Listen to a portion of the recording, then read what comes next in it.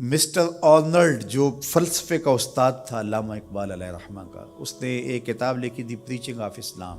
تو اس کے اندر اس نے لکھا کہ اسلام پوری دنیا کے اوپر کس طرح پھیل گیا. باقی بھی تو مذاہب تھے لیکن اس تیزی کے ساتھ ایسے نہیں پھیلے جس طرح اسلام پھیلا. تو اس نے کہا کہ من جملہ وجوہات اور ذرائع میں سے ایک ذریعہ اسلام کے پھیلنے کا یہ ہے کہ اسلام میں سے ہر شخص کو یہ حق دیا گیا ہے کہ وہ دین کی تبلیغ کرے اور نیکی کا حکم دے اور برائی سے منع کرے. باقی مذاہب میں ایسا نہیں ہے. میرے حضور نے خطبہ حجۃ الوداع کے موقع پر 1,44,000 صحابہ سے مخاطبت کرتے ہوئے فرمایا فَلْيُبَلِّغِ الشَّاهِدُ الْغَائِبَ، جو موقع پہ موجود نہیں ہیں تم سب کی ذمہ داری ہے ان تک میرا پیغام پہنچا دو. بلغوا عنی ولو آیہ، میری جانب سے ایک آیت بھی آتی ہو تم نے اس کو آگے منتقل کرنا ہے. مومن ایک معاشرتی فرد ہے جو صرف اپنے آپ کو ہی نہیں بچاتا، دوسروں کو بھی بچاتا ہے، دوسروں کی بہتری کا ضامن ہوتا ہے. من رعا منکم منکرا فلیغیرہ بیدہ فإن لم یستطع فبلسانہ فإن لم یستطع فبقلبہ وذلک اضعف الایمان.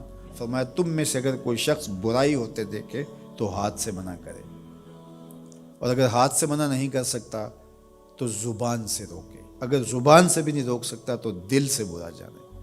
وذالک اضعف الایمان، اور یہ کمزور ترین ایمان کی علامت ہے کہ وہ دل سے برا جانے. اسے کم از کم زبان سے منع کرنا چاہیے، کوشش تو ہو کہ ہاتھ سے منع کرے. لیکن آج کل وہ کہتے ہیں جی اب کسی کو کہنے کا زمانہ نہیں رہا.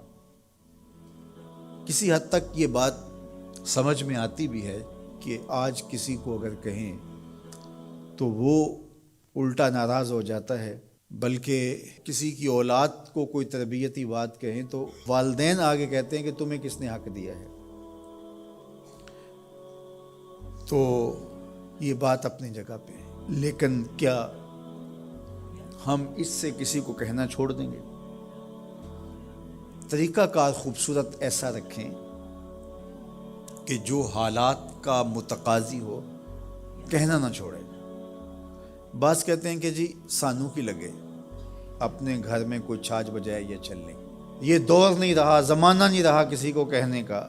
اگر اس فلسفے کو تسلیم کر لیا جائے اور یہ طے کر لیا جائے کہ ٹھیک ہے، تو پھر برائی سے منع کون کرے گا اور نیکی کا حکم کون دے گا؟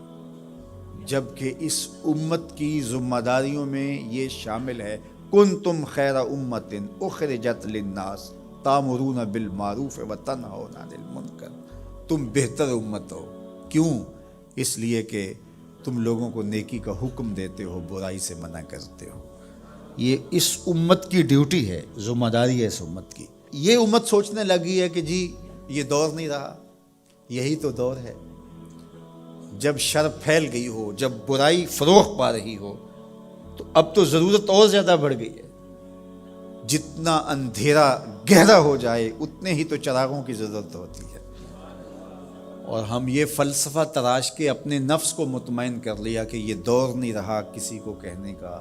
حضور نے مثال بیان فرمائی کہ کشتی میں سارے لوگ قابض ہو کے اپنی جگہ کو طے کر کے بیٹھ جاتے ہیں اور سفر شروع ہو جاتا ہے، اور ایک شخص اپنے ہی حصے کی جگہ میں سوراخ کرنا شروع کر دیتا ہے، اور باقی اگر اس کا ہاتھ نہیں پکڑتے، اس کو روکتے نہیں ہیں اور کہتے ہیں ٹھیک ہے وہ اپنی جگہ پہ کر رہا ہے، اپنے گھر چھاج بجائے چلنی ہمیں کیا لگے.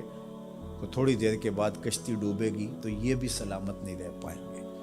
اور اگر اس کا ہاتھ پکڑ لیتے ہیں تو وہ بھی بچے گا اور یہ بھی ڈوبنے سے محفوظ رہیں گے. جب برائی پنپتی ہے، برائی کی نشو و نما ہوتی ہے، تو کیا وہ چنگاریاں ہمارے گھروں کو خاکستر نہیں کرتی؟ معاشرہ تباہ ہوتا ہے تو ہم اپنی اولادوں کو پھر کس طرح بچا پائیں گے؟ تو مل کے برائی کو روکنا اور نیکی کا حکم دینا یہ مسلم معاشرے کے تمام افراد کی ذمہ داریوں میں شامل ہے.